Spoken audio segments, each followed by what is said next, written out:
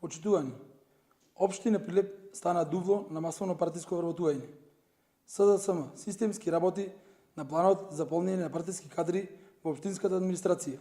Прашуваме дали градоначалникот на општина Прилеп за нови партиски вработувања ќе потроши 100.000 евра. Нема пари за нови инфраструктурни проекти, од кои прилепчани ќе имаат најголемата придобивка, но затоа има пари за партиски активности и послушници на СДСМ.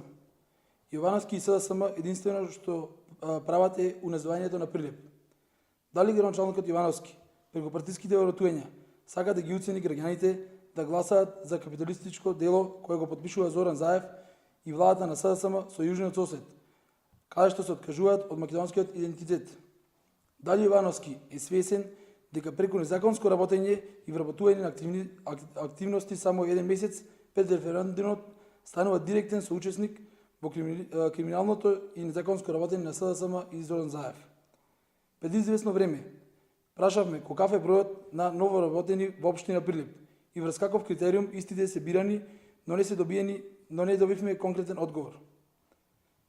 Главен приоритет при вработувањата имаат внуки, ќерки и пријатели на функционери и видни членови на редот од СДСМ.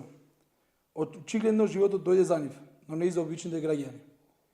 Иако во предизборната кампања токму СДСМ и Јовановски најавија транспарентност, засега освен за замајување на народот со навидно никакво работење, без ниту еден значаен реализиран проект, нема ништо друго да му понудат.